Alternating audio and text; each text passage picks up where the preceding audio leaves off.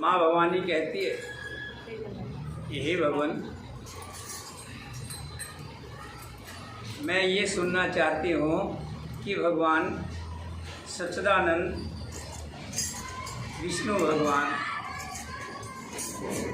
धरा पर अवतार लेते हैं, मनुष्य रूप में आते हैं, उसका क्या कारण है? शंकर भगवान कहने लगे, हे पार्वती, जब जब धर्म की हानि होती है, साधु संतों को तंग किया जाता है, राक्षस प्रवृत्ति ज़्यादा हो जाती है, तो साधु संतों की रक्षा के लिए और धर्म की रक्षा के लिए, राक्षसों का वध करने के लिए भगवान मनुष्य रूप में आते हैं। हे पार्वती, एक दो अवतारों का तो मुझे ज्ञान है, वो तो मैं तुम्हें विस्तार से सुना सकता हूँ। तो पार्वती कहने लगी, हे भगवान, आपकी अपार कृपा होगी, आप मुझे भगवान श्री राम के अलग अलग रूपों का वर्णन कीजिए। जन्म एक दो कहूँ बखानी, सावधान सुन सुमत भवानी। एक दो जन्म मैं आपको विस्तार से कहूँगा, आप ध्यानपूर्वक सुनना भवानी। द्वारपाल हरि के प्रिय दो, जय अर विजय जान सबको। भगवान श्री हरि के दो द्वारपाल थे, एक का नाम जय था और एक का नाम विजय था। विपर श्राप ते दोनों भाई, तामस असुर देह तिन पाई। ब्राह्मण के श्राप से दोनों भाइयों ने राक्षस की देह प्राप्त की। कनक कशिप अरु हाटक लोचन, जगत विदित सुर पति मधमोचन। वो दोनों इतने बलवान हुए कि उन्होंने देवताओं को मारना शुरू कर दिया, देवताओं को जीत लिया। विजयी समर वीर विखाता, धर बरा बपु एक निपाता। निपाता समझ रहे हैं ना, खत्म कर दो। युद्ध में विजय पाने वाले विखात वीर बने दोनों भाई। इनमें से एक का नाम हिरणाक्ष हुआ और दूसरे का नाम हिरणाक्षप हुआ।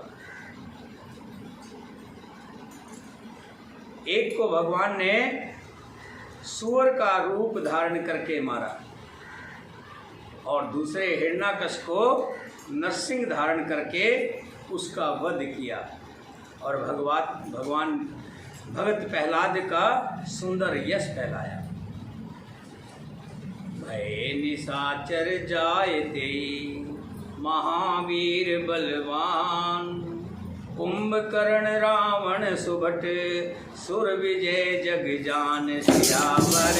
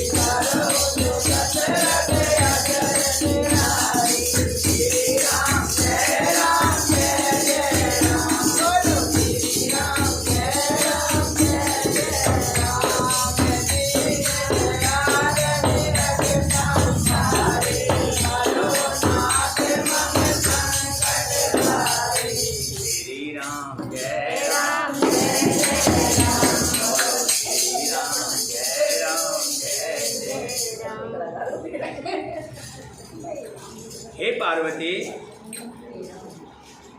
एक को जो हिरण्याक्ष था उसको भगवान ने सूअर रूप बना करके उसका वध किया, और जो दूसरा था उसका नाम हिरण्याक्ष था, जिसको भगवान ने नरसिंह रूप बन करके उसका वध किया। वे ही दोनों आगे चल करके देवताओं को जीतने वाले बड़े योद्धा रावण और कुंभकर्ण नाम के दो बड़े बलवान राक्षस हुए, जिन्हें सारा जगत जानता है। मुकुट न भये हते भगवाना, तिन जन्म द्विज वचन प्रमाना। एक बार तिन के हित लागी, धरो शरीर भगत अनुरागी। भगवान के मारे जाने पर भी उनको मोक्ष नहीं मिला, क्योंकि जिस ब्राह्मण ने उनको श्राप दिया था, उन ब्राह्मण ने कहा था कि 3 जन्म तक तुम राक्षस बनोगे। इसी कारण से भगवान के हाथों वध होने के बाद भी उनका कल्याण नहीं हुआ, उनको मोक्ष नहीं मिले। कश्यप आदित्य तहाँ पितु माता, दशरथ कौशल्या विखाता। एक कल्प यही विधि अवतारा, चरित पवित्र किए संसारा। वहाँ उस अवतार में कश्यप और आदित्य उनके माता पिता हुए, जो दूसरे जन्म में दशरथ और कौशल्या के नाम से प्रसिद्ध हुए। एक कल्प में इस प्रकार अवतार लेकर उन्होंने संसार में पवित्र लीलाएं की। एक कल्प सुर देख दुखारे, समर जलंधर सन सब हारे। शंभुकीन संग्राम अपारा, धनुज महाबल मरहे नहीं मारा। एक कल्प में सब देवताओं को जलंधर देखते से युद्ध में हार जाने के कारण दुखी देखकर शिवजी ने उसके साथ बड़ा घोर युद्ध किया, पर वो महाबली देखते मारे से भी नहीं मरता था। जलंधर बहुत बड़ा राजा, सभी देवताओं को उसने पराजित कर दिया था। शिवजी ने भी घोर युद्ध किया उसके साथ, लेकिन वो मारे से नहीं मर रहा था। क्यों? क्योंकि उसके पीछे एक शक्ति काम कर रही थी। वो शक्ति थी उसकी घरवाली। वो घरवाली जो थी वो बड़ी पतिव्रता थी।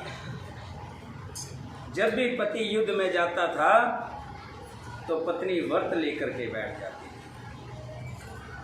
जिसका नाम वृंदा। और जब तक पति युद्ध करता था तब तक पत्नी अपना व्रत नहीं खोलती थी, और उसी व्रत के कारण जलंधर को कोई जीत नहीं सकता। शंकर भगवान जब हार गए तब भगवान विष्णु ने छल के साथ जलंधर का रूप बना करके वृंदा के सामने खड़े हो गए। अब वृंदा ने देखा कि मेरा पति मेरे सामने खड़ा हुआ है, तो उसने अपने व्रत का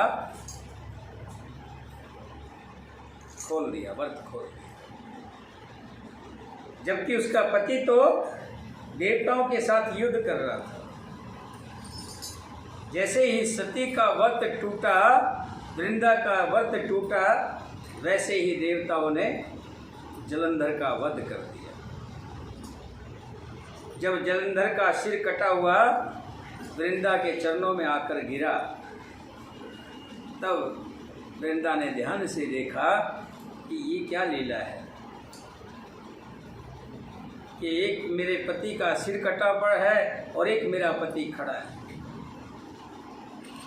फिर ध्यान दिया सती ने, वृंदा ने, कि मेरे साथ छल हुआ है। वृंदा क्रोधित हो गई, अंदर से आग हो गई कि मेरे साथ छल किया है। भगवान को श्राप दे दिया कि जाओ तुम पत्थर के हो जाओ। भगवान पत्थर के हो गए। आज भी शालिग्राम के रूप में भगवान को हम पत्थर के रूप में देखते हैं। और वही वृंदा वहीं अपनी शक्ति से वहाँ भस्म हो गई और उसकी राख जहाँ थी वहाँ तुलसी का पौधा हो गया। आज भी तुलसा का और भगवान का विवाह होता है। पत्नी के रूप में तुलसा को हम भगवान की पत्नी के रूप में देखते हैं। शालिग्राम के साथ विवाह होता है। तो भगवान के अवतारों के बारे में बता रहे हैं। परम सती असुराधिप नारी, तेहि बिलताहिन जित हैं पुरारी। उस दैत्यराज की स्त्री परम सती बड़ी ही पतिव्रता थी। उसी के प्रताप से त्रिपुरासुर जैसे अजय शत्रु का विनाश करने वाले शिवजी भी उस दैत्य को नहीं जीत सके। छल कर टारो तास व्रत, प्रभु सुर कारज कीन। जब ते ही जानो मरम तब, श्राप कोप कर दीन सियावर।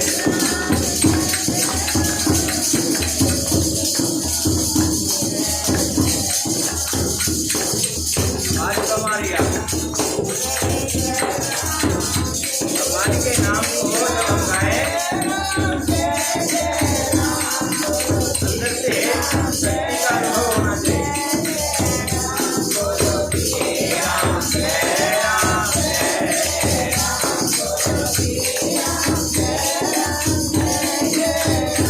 बोलो जय राम जय राम जय जय राम।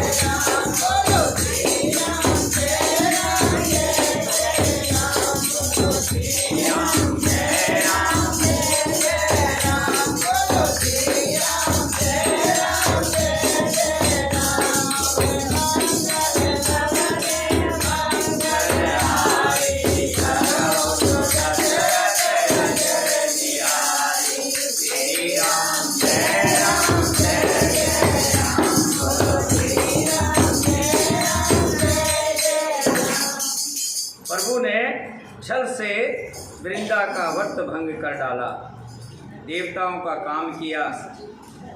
जब उस स्त्री ने यह भेद जाना तब उसने क्रोध करके भगवान को मीरा जी श्राप दे दिया।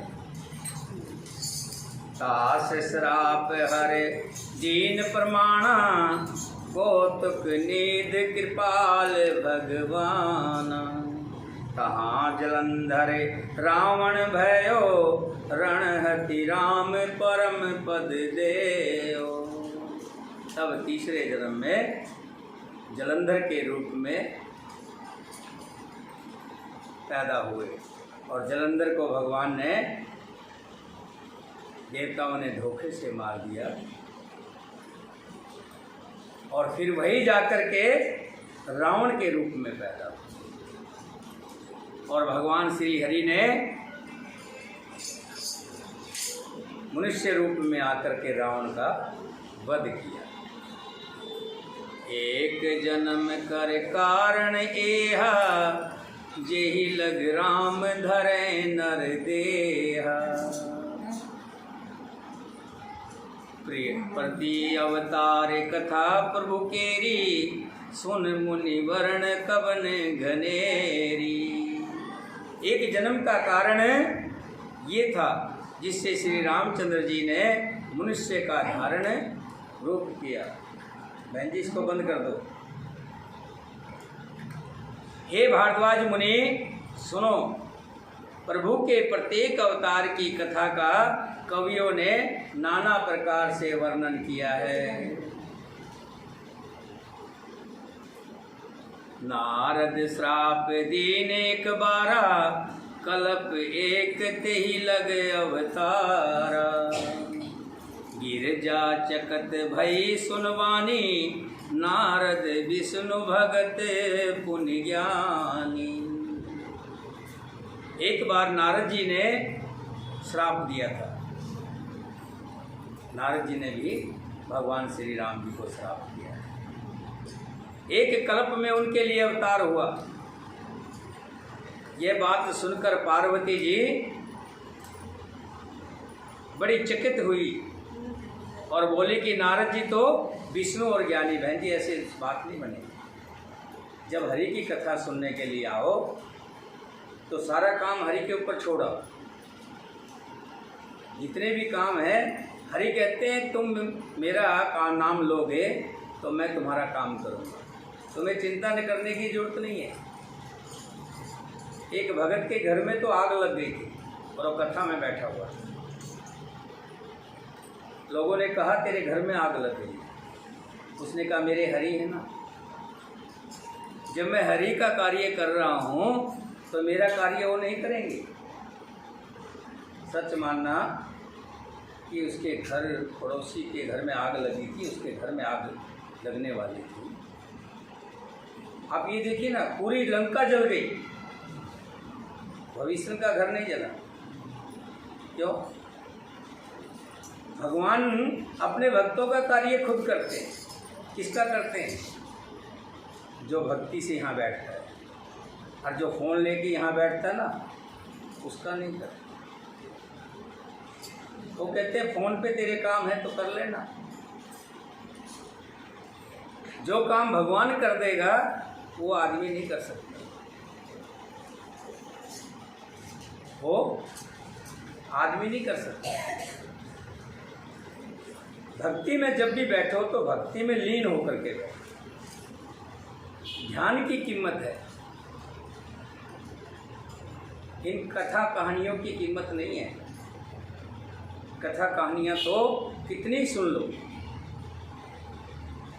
जब तक उसको हम ध्यानाकृत नहीं करते, अपने आचरण में नहीं उतारते, तब तक उन कथा कहानियों का कोई फायदा नहीं है। चाहे भागवत सुन लो, चाहे रामायण सुन लो, चाहे गीता सुन लो, चाहे कुरान सुन लो, चाहे ग्रंथ सुन लो, चाहे जो भी सुने, जब उसको हम अंदर घट के अंदर उतारते हैं। जैसे दवाई है ना, दवाई कितनी कीमती ला करके रख लो, जब तक उसको गले के नीचे नहीं जाएगी तो काम नहीं करेगी। श्री राम जय राम जय जय राम, श्री राम जय राम बोलो, श्री राम जय राम जय राम, श्री राम जय राम जय राम, बोलो श्री राम जय राम जय जय। नारद श्राप दीन एक बारा, कल्प एक तेहि लग अवतारा। नारद ने एक बार भगवान विष्णु को श्राप दिया। गिरजा चिकित भई सुनबानी, गिरजा बड़ी चिकित हुई। ऐसा कैसे हो सकता है? नारद तो हमेशा नारायण नारायण नारायण जपता है, और वो नारायण को श्राप भला क्यों देगा? गिरजा चिकत भई सुनवाणी, नारद विष्णु भगत पुण्य ज्ञानी। नारद तो विष्णु के भगत हैं और पूर्ण ज्ञानी हैं। कारण कवन श्राप मुनि दीना, का अपराध रमापति कीना। पार्वती कह रही है किस कारण से नारद ने भगवान को श्राप दिया, भगवान ने ऐसा क्या अपराध किया। यह प्रसंग मोय कहो पुरारी, मुनि मन मोह अचरज भारी। हे त्रिपुरारी, हे भोलेनाथ, मुझे ये प्रसंग गा करके सुनाइए, समझा कर बताइए। बोले बहस महेश तब, ज्ञानी मूढ़ ने को, जे जस रघुपति करें सब, तो सब तहि छन हो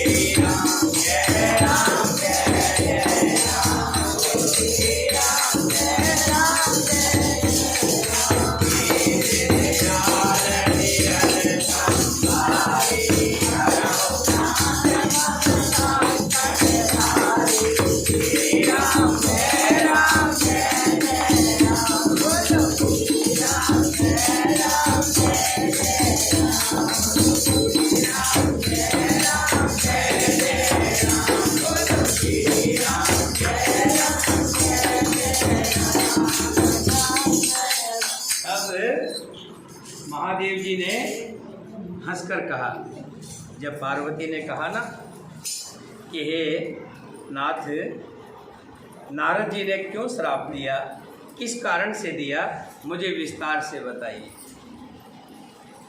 तब महादेव जी हंसकर कहने लगे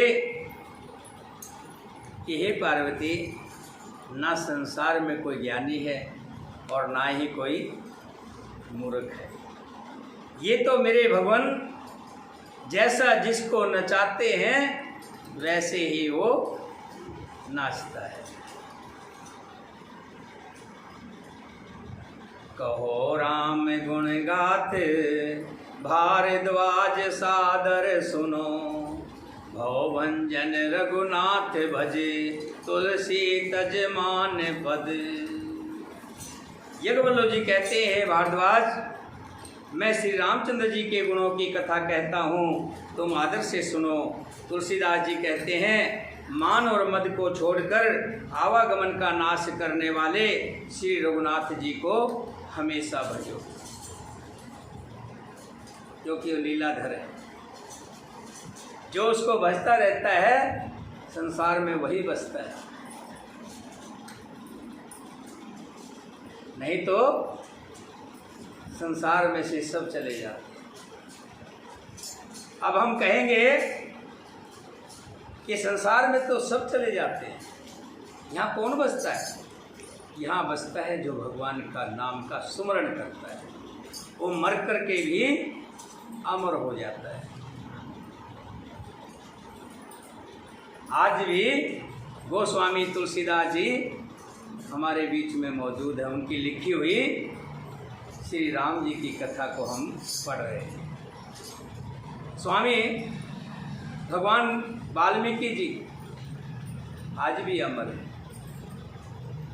क्योंकि उन्होंने श्री राम को गाया।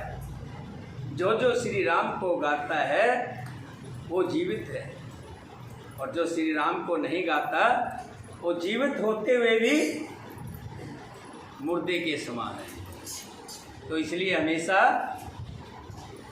श्री राम को जपो, श्री राम को भजो, सोते उठते बैठते उसी को जपो। यज्ञवल्लभ जी कहते हैं कि नारद जी महान ज्ञानी थे, लेकिन हरि की लीला देखना। हेम गिरी गुआ एक अति पावन, बह समीप सुरसरी सुहावन। आश्रम परम पुनीत सुहावा, देख देव ऋषि मन अति भावा। हिमालय पर्वत में एक बड़ी पवित्र गुफा थी। उसके समीप ही सुंदर गंगा जी बहती थी। वो परम पवित्र सुंदर आश्रम देखने पर नारद जी के मन को बहुत सुहाना लगा। निरख सेल सर विपन विभागा, भयो रमापति पद अनुरागा। सुमरत हरि श्राप गति बाधी, सहज विमल मन लाग समाधि। पर्वत, नदी और वन के सुंदर विभागों को देखकर नारद जी का लक्ष्मीकांत भगवान के चरणों में प्रेम हो आया। जहाँ बड़ का पेड़ हो, पीपल की छाँव हो, पास में ही झरझर करके झरना बह रहा हो, झरने में से होकर के शीतल मंद और सुगंधित हवा आ रही हो, किसका मन नहीं लगेगा? जो संसारिक होगा तो उसको वहाँ पर नींद आए, वो अपना अंगोछा बिछाएगा और बढ़िया खराटे से नींद लेगा। और जो हरि भगत होगा उसको भगवान लगेगा यहाँ मन लग सकता है, यहाँ हरि की कृपा हो सकती है, यहाँ बैठ करके मैं भगवान का सुमरण कर सकता हूँ, आनंद से कर सकता हूँ। भगवान का स्मरण नारद जी के मन में आया कि मैं यहाँ बैठ करके भगवान का स्मरण करूँ। नारद जी के साप की जो साप उन्हें दक्ष प्रजापति ने दिया था और जिसके कारण वे एक स्थान पर नहीं ठहरते थे, गति रुक गई। राजा दक्ष ने उनको श्राप दे रखा था। इसलिए नारद, हम कहते हैं ना, नारद टिकते नहीं एक जगह, कभी धरती पर, कभी ब्रह्मलोक में और कभी स्वर्गलोक में, कभी मृत्युलोक में, कभी देवताओं के लोक में, हमेशा भ्रमण करते रहते हैं। क्योंकि उनको यहाँ बताया, दक्ष ने उनको श्राप दे रखा है और उसी श्राप के कारण वो डोलते फिरते। लेकिन ऐसे अच्छे स्थान को देखकर, रमणीक स्थान को देखकर उनकी गति रुक गई और मन में स्वाभाविक ही निर्मल होने से उनकी वहीं पर समाधि लग गई। जैसे ऋषि जो लोग होते हैं उनको नींद आ जाती है। ऋषि लोग होंगे तो ऐसी अच्छे स्थान में देख के नींद आएगी ना। लेकिन जो भगवान के प्रेमी होंगे वो भगवान की भक्ति में खो जाएंगे, ऐसी अच्छी जगह देख करके जहाँ ठंडी ठंडी हवा चल रही हो, झरने चल रहे हो। नारद जी समाधि में लीन हो गए। मुनि गति देख सुरेश डेराना, काम ही बोल कीन सन्माना। सहित सहाय जाओ मम हेतु, चले हरस ही जल चर के तू। नारद मुनि जी की तपस्या ऐसी समाधि लगी, बहुत दिन बीत गए, हो गए। और जब समाधि में कोई लीन हो जाता है तो भगवान उसको ध्यान करने के लिए कहते हैं कि मांगो क्या चाहिए। जो इच्छा है वो फल मांगो। और व्यक्ति क्या मांगता है? अगर कोई कहे, आपसे ही कहे कोई, भगवान आकर के कहे कि क्या चाहिए तुझे,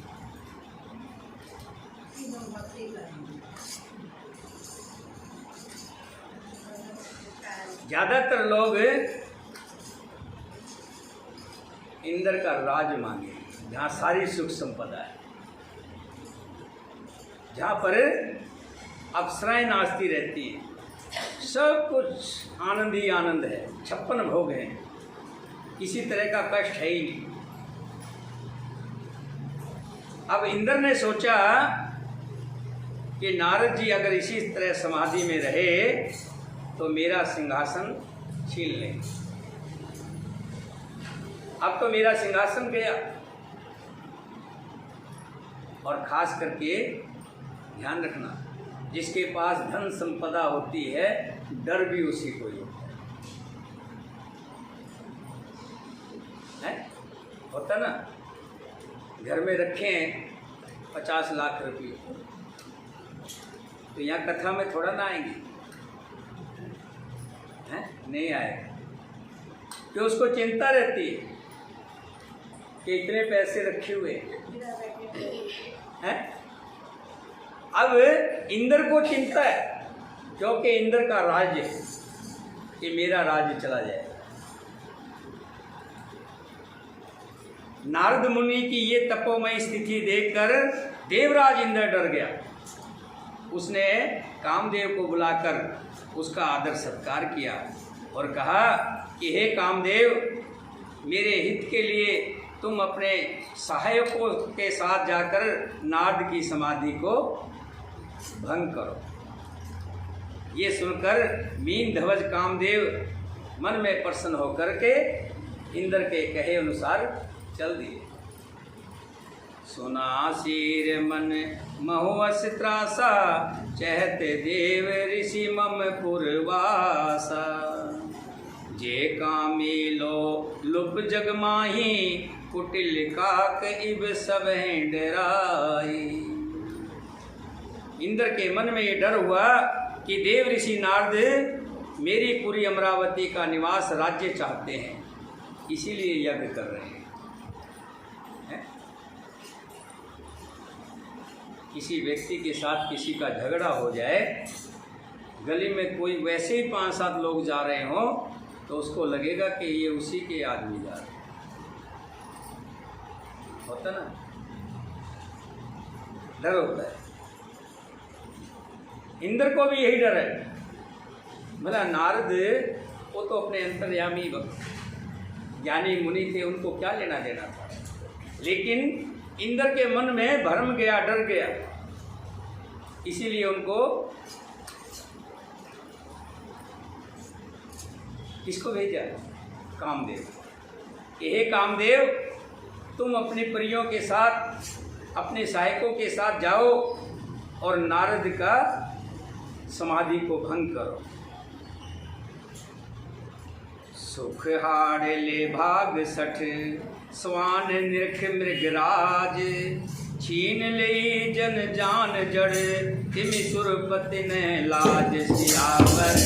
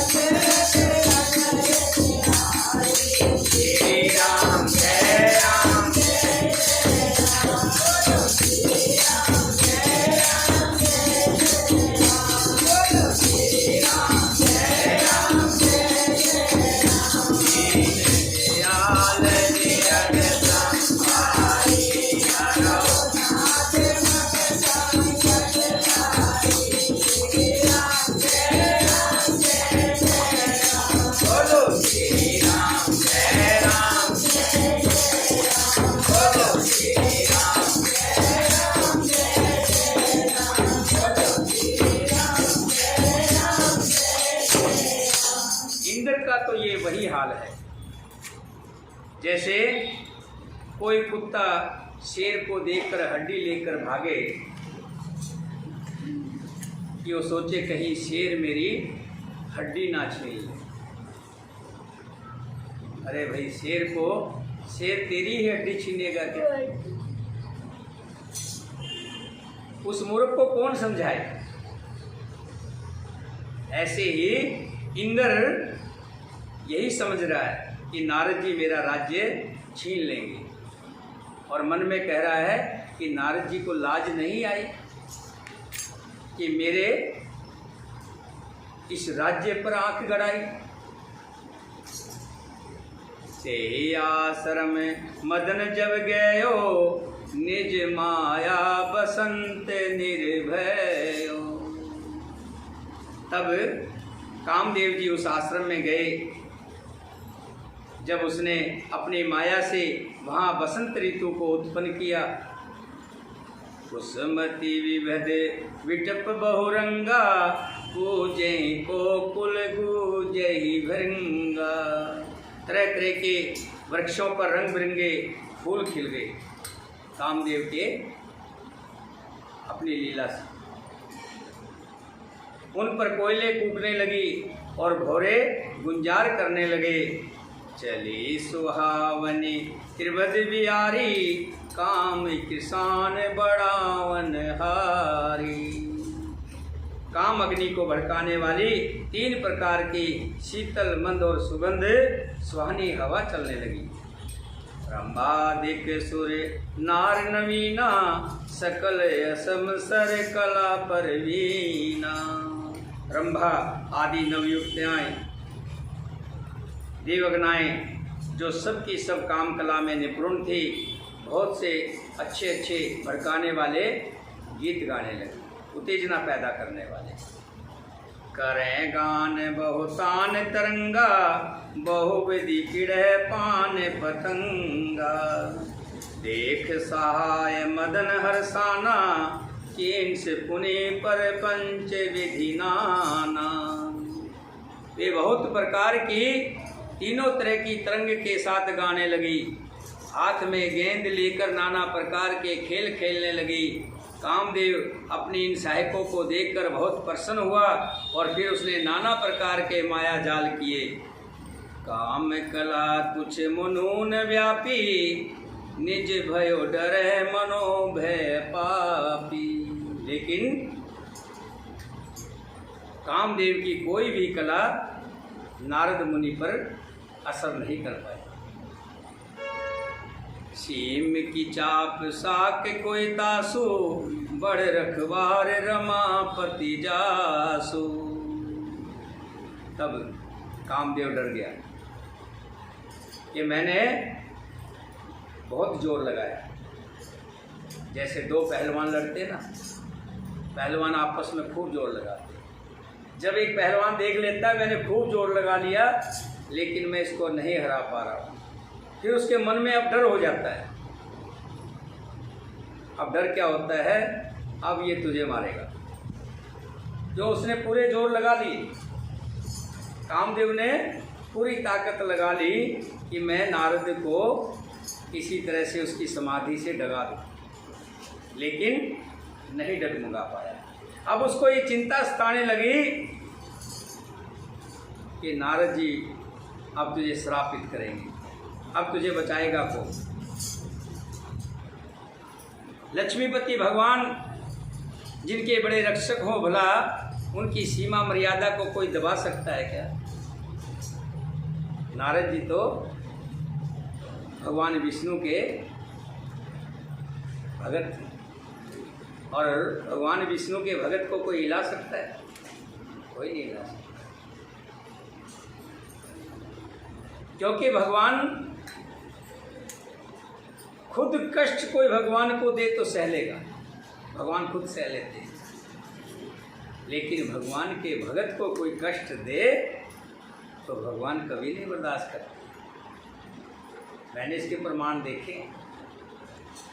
जिसने भी भगवान के भगत को सताया है उसका अंत बड़ा बुरा हुआ है।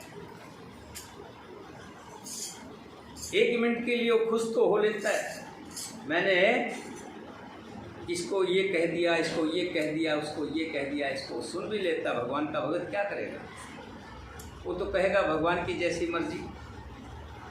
लेकिन भगवान अपने भगत का दुख नहीं दे सकते। कहते गरीब को मत सता, गरीब रो देगा। अगर गरीब रो दिया तो तुझे दुनिया से। गरीब कौन है? गरीब वही है जो भगवान का भगत है। भगवान का भगत कभी अपने आप को अमीर नहीं कहता, वो तो अपने आप को दीन कहता है। मैं दीन हूँ और ये दयालु हूँ, मैं गरीब हूँ और ये देनदार है, देते रहे। भगवान का भगत कभी अपने आप को अमीर नहीं समझता, और जो अमीर समझता है वो भगवान का भगत कभी नहीं हो सकता। जिसके मन के अंदर ये आ गया कि मैं हूँ, अमीर हूँ, बलवान हूँ,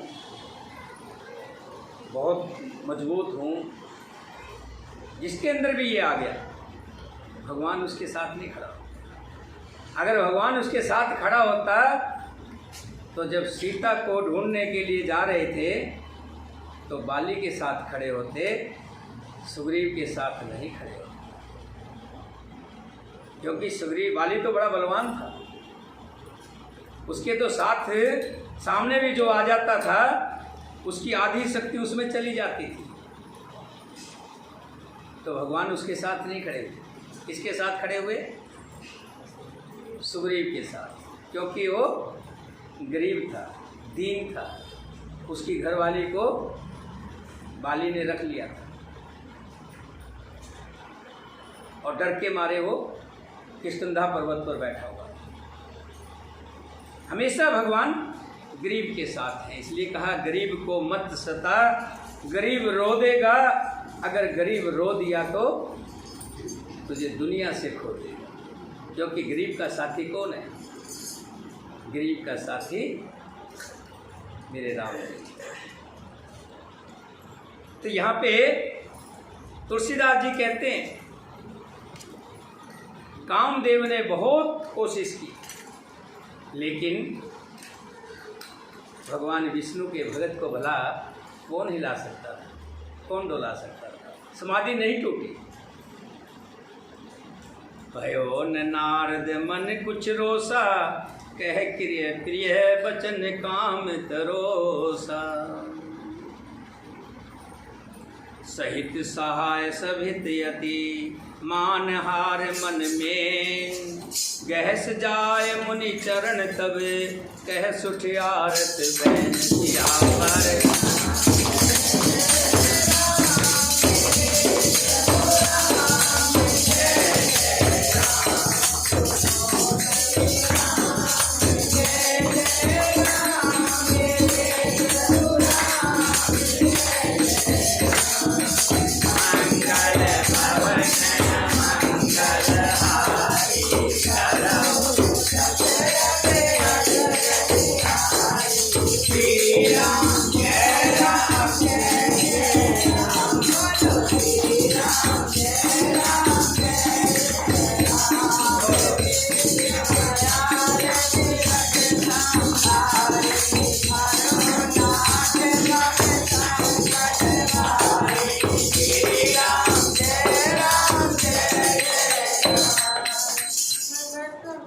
भगवान जो है, हाँ कुर्सी में बैठ गया। देखो मैं आपको बता दूं, भगवान कहते हैं जब तक आपका शरीर काम कर रहा है, साथ दे रहा है, हरि के तीर्थों पर जाना चाहिए। जब शरीर आपका जवाब दे दे तो घर में या सत्संग में बैठ करके हरि कथा करनी चाहिए।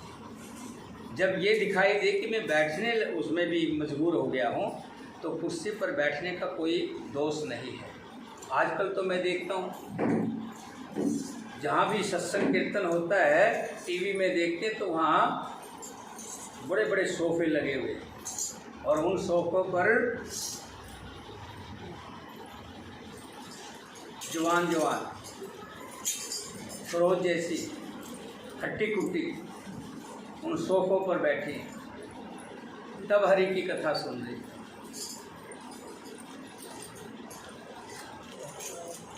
अब वो सोफों पर बैठ कर हरि की कथा सुनेगी या अपनी लिपस्टिक बिंदी की बातें करेंगी, सोचिएगा।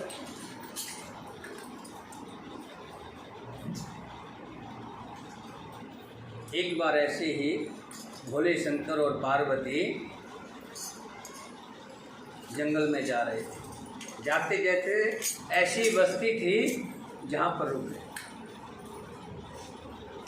ढोल मजीरा बज रहे हैं, खूब गुणगान हो रहा है।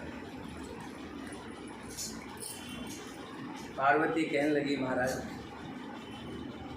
इतने बड़े बड़े महल अटारी हैं, हम उधर से भी आए, वहाँ तो ढोल मजीरे नहीं बज रहे थे, लेकिन यहाँ देख रहे हैं ये बेचारे छोटे छोटे प्लाटों में रहते हैं, एक एक घर में 4-4, 5-5 प्राणी रहते हैं, यहाँ ढोल मजीरे बज रहे हैं, आपकी भक्ति हो रही है। तो पार्वती ऐसा क्या हो गया? अच्छी बात है, भक्ति हो रही है। नहीं, अच्छी बात तो है, मैं ये पूछना चाह रही हूँ कि जहाँ भक्ति नहीं हो रही तो उनको तो आपने तिमल्ला दे रखे हैं, बड़े बड़े 500-500 गज की कोठियाँ दे रखी हैं, और जहाँ भक्ति हो रही है उनके ये 20-20 गज की झोपड़ी है। ये तो अन्याय नहीं है, बुरा मत मानिएगा। अभी कुछ बात ऐसा वृतांत आएगा। कहने लगा पार्वती ये जितने भी लोग हैं ना, ये भगवान के भजन करने वाले भगवान के लोग हैं। पार्वती कहने लगी तभी ये झोपड़ियों में रह रहे हैं। इसका मतलब तो है कि तो तुम्हारी भक्ति करेगा तो झोपड़ी में रखोगे, और जो तुम्हारी भक्ति नहीं करेगा तो उनको तो तुम महल दे दोगे। कहने लगे भोलेनाथ तुम चाहती क्या हो, अपनी बात बताओ। कि मैं चाहती हूँ कि इन सबको महल बना दो, इनके सबके महल बना दो। चलिए सुबह देखेंगे। सुबह सारे लोग इकट्ठे होकर के आए कि भगवान महाराज जी तो साधु उसमें रूम में थे ना, कि आप हमारे इस कॉलोनी में रहो, हम आपकी झोपड़ी बना देते। कोई लकड़ी लाया, कोई घास तिरपाल लाया, कोई कुछ लाया, एक बढ़िया सी झोपड़ी बना। उस झोपड़ी में शिव पार्वती विराजमान है। पार्वती कहने लगी महाराज देखो इन लोगों ने कितनी सेवा की। क्या लगा मैंने भी बहुत कर दी है, नज़र लगा के देख तो सबकी कोठियाँ बन गई थी। भगवान की तो माया थी ना, सबकी कोठियाँ बन गई, सबके घर में फ्रिज, एसी, एलईडी, बड़ी बड़ी एलईडी, कपड़े धोने की बड़ी बड़ी मशीनें 50-50 हज़ार रुपये की, घर में 4-4 नौकर, 2-2 गाड़ियाँ खड़ी। रात को भगवान शंकर ने लीला रची, अपनी झोपड़ी में आग लगा। कहने लगा पार्वती अपने भक्तों के पास जा तो सही, एक बार बुला ला उनको, आग लग गई है। सबके दरवाजे खड़खड़ाए, अरे भाई हमारी झोपड़ी जल रही है, आ जाओ बचा लो, हमारी झोपड़ी जल रही है, आ जाओ बचा लो। कोई कहता है कि क्यों रात को नींद खराब कर रही है पगली नाव को, तेरी झोपड़ी जितने की बनेगी हम बनवा देंगे, पैसे ले लेना हमारे से। कोई नहीं है, आना तो दूर की बात, किसी ने दरवाजा तक नहीं खोला।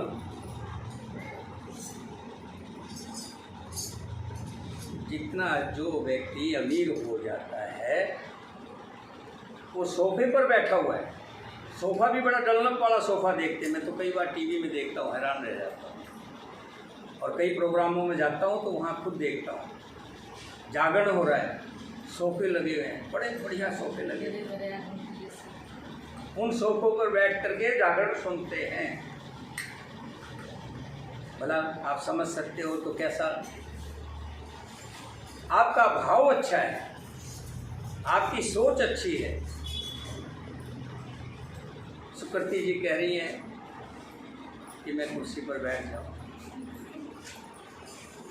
भगवान से हाथ जोड़कर प्रार्थना कर रही है कि प्रभु बैठ जाओ। ये है आपके विचार।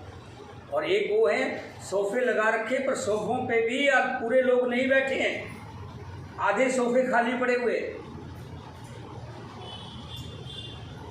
उनके अंदर भाव नहीं। भाव क्या? वो एसी से बाहर नहीं आना चाहते। एसी से बाहर आ भी जाएं और वहाँ एसी लगे भी हों तो अपनी निद्रा खराब नहीं करना चाहते। वो कहते हैं वहाँ जाके निद्रा खराब करें। उन पगलों को कौन समझाए कि जिसे वो निद्रा खराब कहते हैं वही तो अनमोल मोती हैं। वही तो असली पूंजी है। लेकिन विषय विकार कहते ना, विषय विकार मिटाओ पाप हरो देवा, स्वामी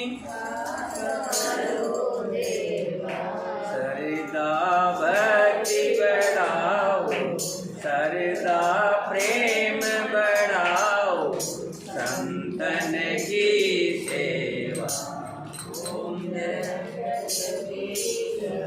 विषय विकार, विषय क्या है? विषय, अगर ये हटा दिया जाए तो क्या बचेगा? विष। विष मतलब जहर। ये संसार जो है जहर है। विषय विकार, विकार मतलब रोग, बुराई। विषय विकार मिटाओ पाप हरो देवा, श्रद्धा भक्ति बढ़ाओ। कि मेरे ये विषय विकार हैं, मैं नींद ले लूँ, सो लूँ, टीवी देख लूँ, बढ़िया नाटक देख लूँ, ये देख लूँ, ये विषय विकार है। और जो आप बैठ करके भजन सुन रहे हैं ये श्रद्धा है। श्रद्धा भक्ति बढ़ाओ है? तो यहाँ पर नारद जी की समाधि को भंग करने की कामदेव ने बड़ी चेष्टा की, पूरी कोशिश की, जोर लगाया, लेकिन कुछ भी नारद जी का नहीं बिगाड़ पाया। आखिर में हार करके उनके पैरों में गिर गया। अपने सहायकों समेत कामदेव जी बहुत डरकर और अपने मन में हार मानकर बहुत ही दीन वचन कहते हुए मुनि के चरणों में जा पड़ा। भयो न नारद मन कुछ रोसा, कह प्रिय वचन काम परितोषा। नारद जी तो स्वामी थे, उन्होंने ना तो क्रोध किया, कोई बात नहीं, क्या हो गया, हम जा रहे होते हैं, कोई टक्कर मार दे, और साइकिल वाले की टक्कर लग जाए, साइकिल वाले की टक्कर लग जाए, तो संत पुरुष क्या कहेंगे, कोई बात नहीं। और जो कोई बिगड़ेल हो तो पहले तो उसको गिराएगा नीचे, फिर 5-7 को सूंड मारेगा। देखते ना रोजाना रोडों पे पता लगता है, आपस में गाड़ी टकरा गई और उसने उसको बंदूक से गोली मार दी। सुनते ना, टीवी में सुनते हैं, अखबारों में आते हैं। लेकिन जो संत पुरुष होते हैं वो कहते कोई बात, सिर में चोट लग गई, गाड़ी लग गई, गिर गया, चोट लगी, सिर फट गया, फिर भी कहते हैं कोई बात,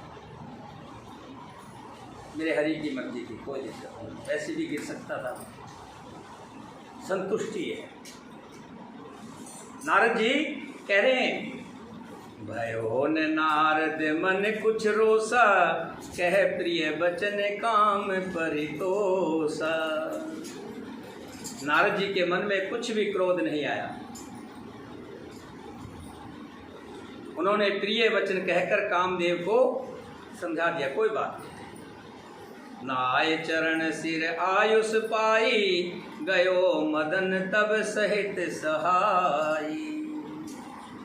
जब नारद जी ने कहा कि कोई बात नहीं, तो उसको लगा कि ठीक ठाक बच गया।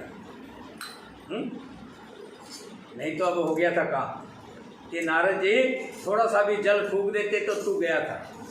एक बार तो उस समय तेरा, कब, जब शंकर जी को कार्तिकेय जब हुआ था, शंकर जी के अंदर काम पैदा करने के लिए देवताओं ने भेजा था, तो शंकर जी की तीसरी आंख खुल गई थी, उस समय भस्म हो गया। अब तेरा भी अभी तू खत्म हो, मन में सोच लिया था कामदेव ने, लेकिन वो तो नारद जी थे, उन्होंने कहा अक्षमा, कोई दिक्कत, कोई बात नहीं, कुछ नहीं हुआ। जब अपनी जान बची समझकर हाथ जोड़ करके नारद जी वहाँ से चल दिए। बोलिए सियापति रामचंद्र भगवान की, सीता माता की। भरत शत्रुघ्न की, वीर लक्ष्मण की, वीर हनुमान की, बोल साचे दरबार की।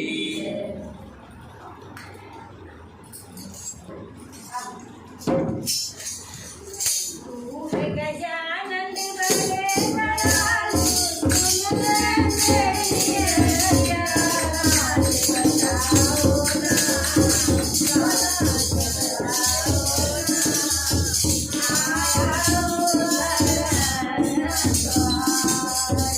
मेरे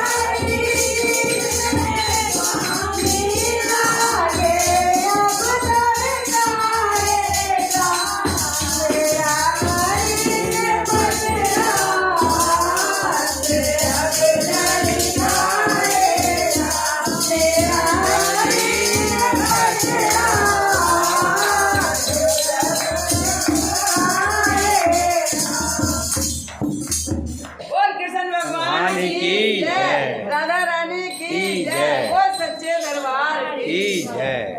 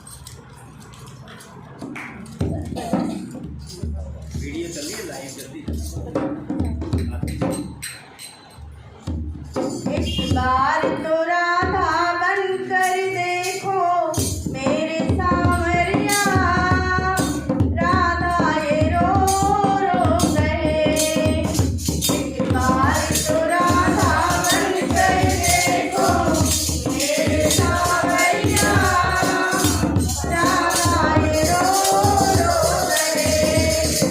क्या होते हैं आंसू, क्या पीड़ा होती है,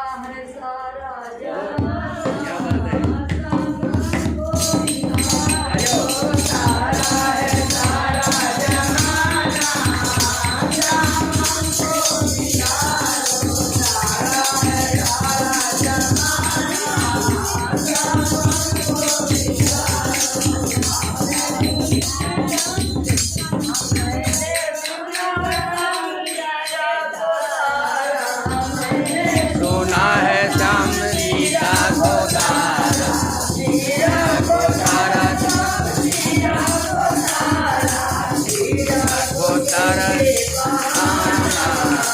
श्याम हमको बितारो करके बहाना श्याम हमको बितारो सारा जमाना श्याम हमको सारा है सारा जमाना श्याम हमको बितारो मैंने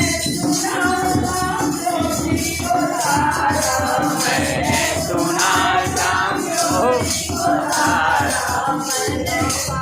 के बहाना श्याम हमको बितारो करके बहाना श्याम हमको बितारो सारा है सारा जमाना श्याम हमको बितारो सुना है श्याम तारा मैंने सुना है श्याम तारा तारा श्याम गोपी को